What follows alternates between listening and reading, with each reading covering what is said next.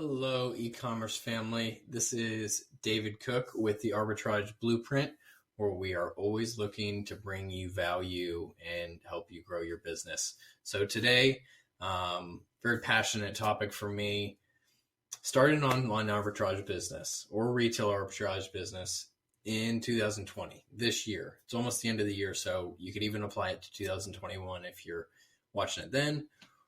And really, the things that I'm going to talk about are applicable probably in 2030 as well. So there's a few things that I want to talk about. So the first, how much money do you need to start with? So that's a big question that a lot of new business owners are going to have, is how much money do I start with when I start this business? And then the last two kind of go together. So your first shipments and then your first year. So what's that going to look like for your business as well? I think a lot of people have this idea in their mind that, selling on Amazon has been around. I've been doing it for 6 years myself. I know that there's people that started even before I did. But even when I started, it was a very new thing, kind of a new phenomenon, a new way to earn money. And, a lot of people think that they missed the boat on it. And really, nobody has missed the boat on this. The e-commerce is just such a huge opportunity. And we've seen even more growth this year with the coronavirus and how it's put everybody in their houses more, and they've been forced to order online more. That it's become, I think, even bigger than a lot of people thought it would be as a result of things like that.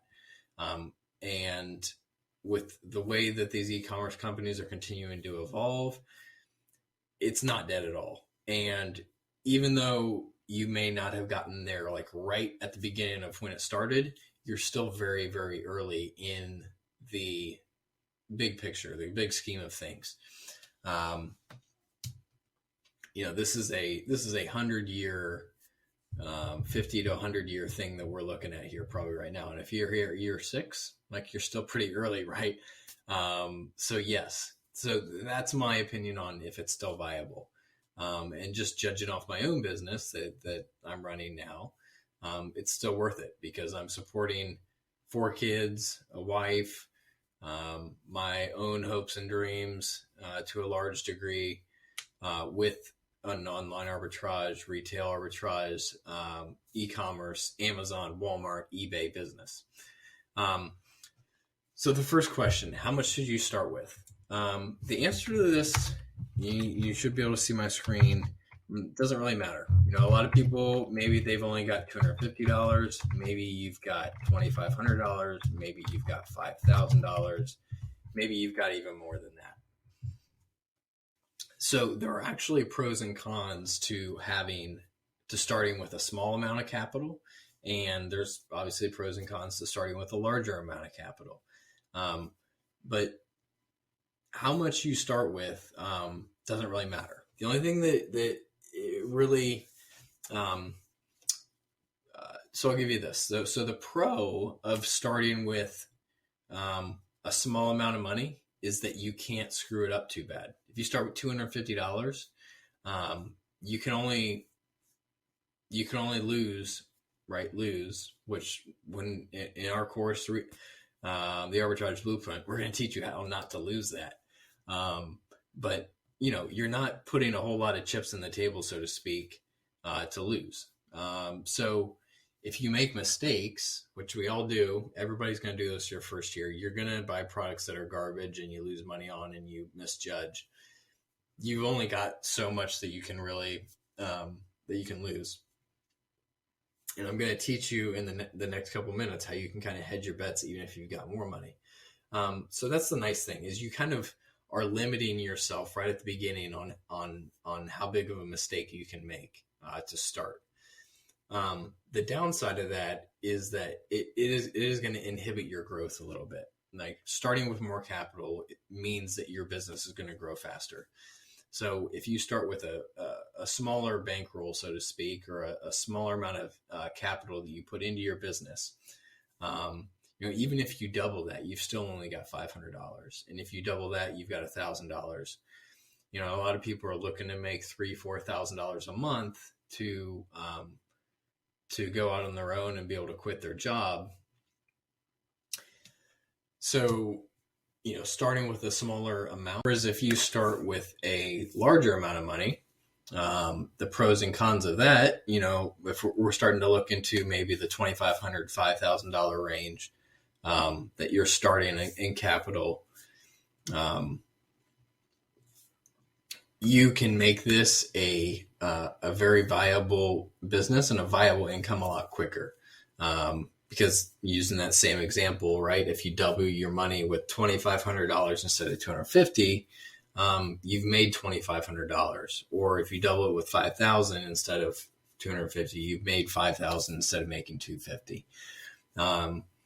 With that being said, no matter what you start with, you're not going to be able to create a full-time income with this immediately. Because there's such a steep learning curve with it. And there's a ton of good e-commerce courses out there to help you with that learning curve. But no matter what, you're going to have some sort of learning curve. And that's something that I want to stress on this video, is that no matter what happens, right? No matter how talented you are, no matter how much you start with, you're going to have mistakes and a learning curve to get you over the hump to that next level where you are sustaining yourself and you're really growing a business that's legitimate and can support your lifestyle, whatever that is. So with that being said, that's kind of, how much you start with it. The answer, to summarize, it doesn't matter. There's pros and cons to each. So your first shipments, no matter what, do not, your first shipments, whether you start with $250 or $5,000 or whatever it may be, do not hedge all of your bets, right? Do not put all of your money into that first shipment. Your first shipment, and really your first year in this business, so I'll go more in depth on that, but your first shipments, say first 3 shipments to Amazon FBA, or your first 3 buys for Amazon FBM, where you're fulfilling these items yourself, or eBay, however you're buying products to sell. Your first groups of buys or shipments to Amazon are tests. They are proofs of concept that you understand whatever material you're studying correctly. So if you have $250 that you're starting with, buy $75 worth of stuff, products, items, and send that to Amazon and see how it does, right? If they take a long time to sell, or if you have to end up selling those at a loss, or they sell really well, you've got data now that you can use to make your second purchase or your third purchase. And you've still got capital that you can use to make those purchases. And you haven't put all of your money into basically a mistake, potentially. This is a long game. This is a 10, 20 year game for you. So as painful as that is to try to grow this quickly and consciously limiting yourself not to, it's going to pay dividends down the road. And 5 years from now, it's not even going to be a blip on your radar, because your business is going to be in such a great place, and you're going to thank yourself for those lessons that you learned in the first year. So don't put all of your eggs in one basket, to use a cliche term. And I would even say that even if you start with the lower amount or a higher amount, that the 5,000 maybe, that doesn't mean that you should go out and just because you've got more money, that you should spend more than the guy or girl that's starting with 250. I would still say if you're starting with 5,000, that first shipment should be $100, $150, right? Because you can buy enough product in that range, even up to maybe 300 or 400. You can kind of test the limits on that depending on where you're buying from. Like if you're buying $20 items to send in,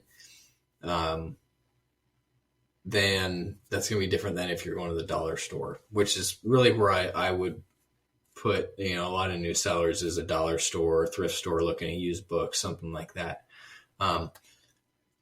But limit yourself on those first shipments is really the big takeaway.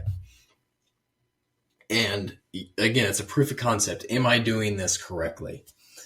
And you're going to see, like, as soon as your stuff hits Amazon or hits whatever website, and it either starts selling or it doesn't, whether or not you did it right. And if you do it wrong, go back and look at, sales rank, price, all those factors that led you to buying that product. Look at those things and see, did I do these all correctly? Was I gambling a little bit? What was my mental state like when I was buying this product? All those things have to line up for you to buy a winning product. So that's your first shipments. Limit them as much as you can to a small amount. That is a proof of concept. And then, take on a little bit more risk or make a little bit bigger buy, or trust yourself a little bit more with each shipment so that you're building those skills, as, you have seen this work bit by bit. And that leads me into my last point here, is that it is viable in 2020, but your first year, just like my first year, even way back in 2014 when I started this, my first year, I was working a full-time job, 40, 50 hours a week. And then I'd come home and I would work this after I had spent some time with my wife for that evening, and I'd work it from 8 p.m. to 11 p.m. I'd work it maybe 10 to 20% of the day during my full-time job when I had little breaks in my day. When most people are out there, looking at news or scrolling through Facebook or whatever, I was working on my business at work. I was also doing it at night. I was also doing it early in the morning. So the first year was a total grind. And all of this first year, I didn't really know what I was doing. I was still learning. By the end of the year, I had made a little bit of money. I'd probably made $8,000 to $10,000 my first year. But if you look at that versus how much I actually worked, it was almost nothing. So that first year, it's almost like a tuition, a year of college that you're paying for with your time and probably to some degree your money too. The first year is tuition. That's, you learn and then you earn. You learn how to do this business, and then it starts to snowball. There's going to be things that you learn in your month 4 of your business that you're going to apply to month 14 and month 26 and so forth. And everything's going to start to snowball. All right. So you're going to take that maybe $5,000 or $6,000 that you make your first year and reinvest everything in your business so you can buy more inventory. And, it's a compounding effect. We've all heard compound interest over time. If you invest in the stock market now, the way that the curve looks as you're going over the course of time, over a 40-year period, what that looks like, this business is no different. The more that you can be diligent, reinvest in your business, learn as much as you can, everything starts to snowball that after about a year. In my experience with our students, in my own business, my friends' businesses, that's what we've seen. So your first year, be so patient and so diligent with your money and write stuff down and take notes. It's tuition, right? You're paying in time, blood, sweat, tears, money for that tuition that first year. So that is the video. Our online arbitrage business in 2020, it is viable. It is worth it. I want to show you a few screenshots. These are recent orders. Let's see if I can enlarge this screen. All right, so this is one of the suppliers that I'm using for online arbitrage. You can see the frequency in which we are ordering from them. Looks like we've got 4 orders on the same day. in October, and 6 orders from them in the month. 3 orders in September, 3 orders in August, 3 orders in July, and then an order about every month from there on. So this is just a couple products that we are ordering from this supplier over and over and over. And like I said, when it starts to snowball, another way that it does it is you've got maybe 100 products you scan, right? And only 2 of them are any good to sell. And out of those 2, you send them into Amazon, and one of them you end up having to break even on, but the other one does really well. And that one, you go back and you can then buy again. You don't have to scan the 100 products to get to that one item, because you've already sent it in. You've already got your data. You know it's a good product. You know it's going to make money. You can just go back and order it again. That's how it starts to snowball. Because you do that enough times, you scan those 100 products and get that one good one, or maybe 10 good ones if you had a good run of items. You don't have to do that the next time, because you've already got the data and you already know it. So you do that 100 times, right? And you get one item each time out of those 100 scans. All of a sudden, you've got 100 items in your inventory that you can continue to go back and buy. And that's how it really starts to snowball. And then you've got a recurring income over time that you can use. Here's another example of an item that we bought, $208. This is on November 6th. So it is November shipped. It's going to arrive on November 6th. It's shipped on November 3rd. And then here's another group of orders. You can see here, we're making pretty much doubling our money on this one. So buying it for $284, we're probably going to make about $284 on this. So you can see it's a pretty big order, not in dollar amount necessarily, but the amount of items that are coming in. And this is just something that I stumbled across when I was searching for products. So I got these blurred out because we teach you how to fish, we don't give you the fish. So these are things that I found on my own accord. But the tools that we have inside the Arbitrage blueprint will get you to these places and show you how to find these types of buys over and over and over. So to summarize, how much you start with doesn't matter. Right. The pros and cons of that is that if you start with more, you're probably going to be able to get to a full-time legitimate business quicker. Probably. But if that guy that starts with 250 or girl that starts with 250 is very diligent and very talented and, follows all the steps to a T, then they can get there at the same point too. Your first shipments are tests. So don't put all of your eggs in one basket. Just a small percentage of your capital goes into that first shipment to see if you understand the material correctly. Don't get ahead of your skis, so to speak, and because you're probably going to make some mistakes on those first few shipments. And then your first year in general is just tuition. It's learning. Don't worry about how much money you make that first year. Obviously, you don't want to lose a ton of money.